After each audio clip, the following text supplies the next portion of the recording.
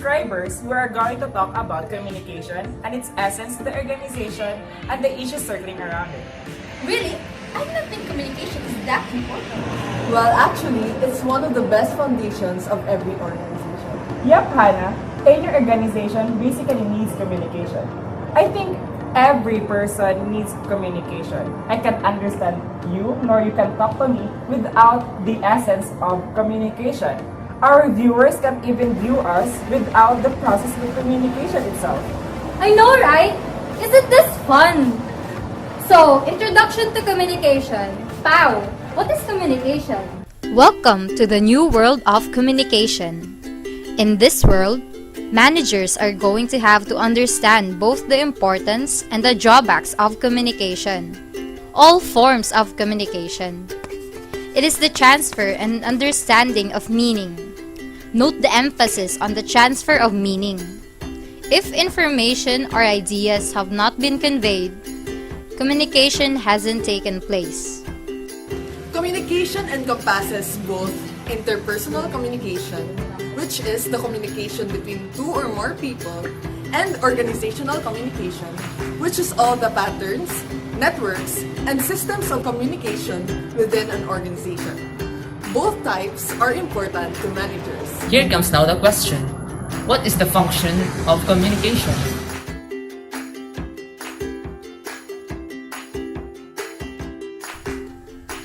Communication acts to control employee behavior in several ways. For instance, when employees are required to communicate any job-related grievances to their immediate manager to follow their job description or to comply with company policies, communication is being used to control. Ma'am, I don't think I can handle this job. It's okay. I think I can help. Let's start from which part we have heart. Next, communication acts to motivate by clarifying to employees what is to be done, how well they're doing, and what can be done to improve performance if it's not to par. As employees set specific goals, work toward these goals, and receive feedback on progress toward goals, communication is required. Gather round, everyone. We have a lot of important tasks to do. So, anyone wants to ask a question? Finally, individuals and groups need information to get things done in organizations. Communication provides that information.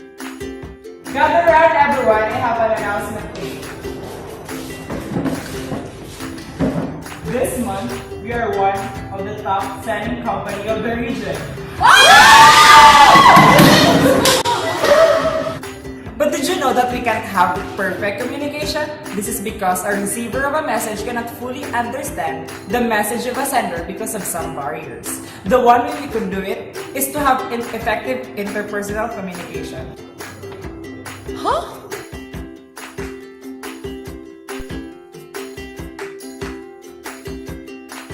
The first barrier of communication is filtering. Filtering is the deliberate manipulation of information to make it appear more favorable to the receiver. For example, when a person tells his or her manager what the manager wants to hear, information is being filtered. Miss Manager, our students have committed almost like a plan. Really? But this is a big downward sales decline. Next is emotions. How a receiver feels when a message is received influences how he or she interprets it. Extreme emotions are most likely to hinder effective communication. In such instances, we often disregard our rational and objective thinking processes and substitute emotional judgments.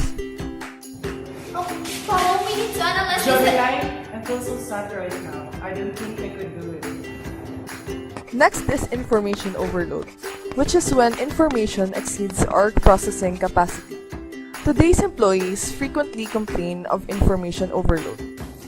Geneva, I need this paper signed, this reports analyzed, this paperwork. Next is defensiveness. When people feel they're being threatened, they tend to react in ways that hinder effective communication and reduce their ability to achieve mutual understanding. They become defensive, verbally attacking others, making sarcastic remarks, being overly judgmental, or questioning others' motives. Paolo, sir wants a better analysis the next time. Wow, parang kasalanan ko pangit yung last. Lastly, on all barriers of communication is the language and culture.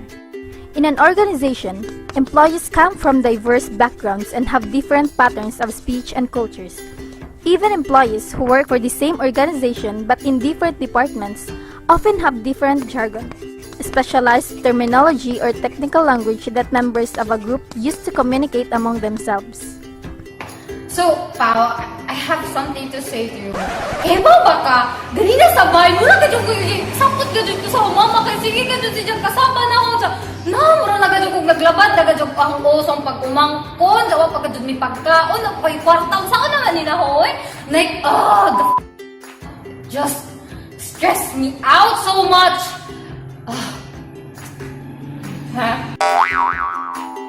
So how do we overcome these barriers? One is feedback. A manager can ask questions about a message to determine whether it was received and understood as intended. Or the manager can ask the receiver to restate the message in his or her own words. If the manager hears what was intended, understanding and accuracy should improve. So this is why we need the better skills next time. So do you have any questions? What was all that again? Next is to simplify language. Because language can be a barrier, managers should reconsider the audience to whom the message is directed and tailor the language to them. Remember, effective communication is achieved when message is both received and understood. The purpose of this mission is to empower the economically disenfranchised for a better living. So, you meant to help the poor. Yeah. Listen actively. When someone talks, we hear, but too often we don't listen. Listening is an active search for meaning, whereas hearing is passive. In listening, the receiver is also putting effort into the communication. I think we should help people for the purpose I said. Isn't it clear? You at least naman. Well, thanks for listening. Constrain emotions. It would be naive to assume that managers always communicate in a rational manner. We know that emotions can cloud and distort communication. Paolo, please do the sales. I don't need your drama to get this done. Yes, ma'am. Watch nonverbal cues. If actions speak louder than words, then it's important to make sure your actions align with and reinforce the words that go along with them.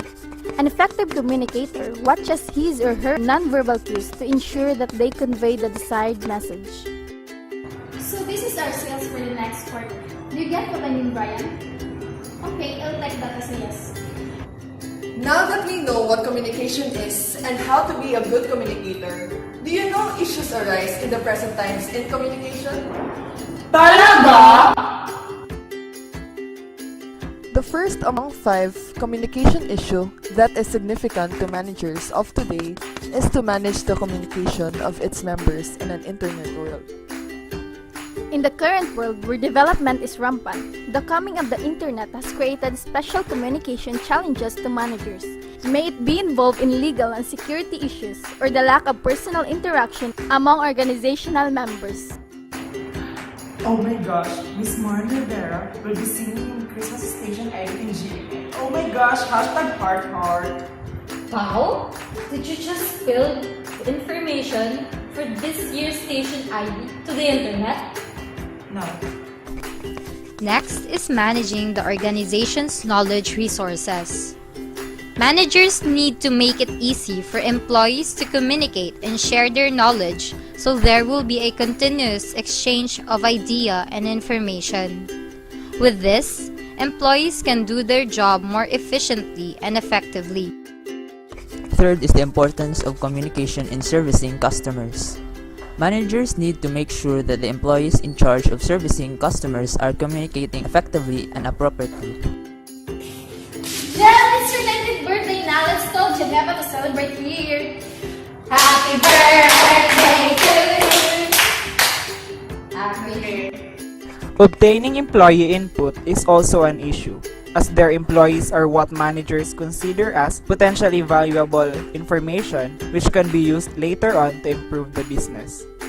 So collection for the weekly inputs of everyone will be conducted later.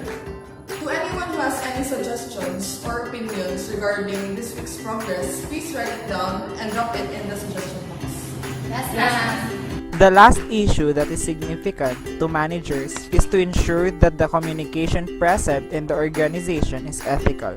As a manager, there is the responsibility to think through the communication choices and the consequences of those choices. Geneva, Yes, sir. did you steal information to our competitors? Sir, I can explain. You are fired.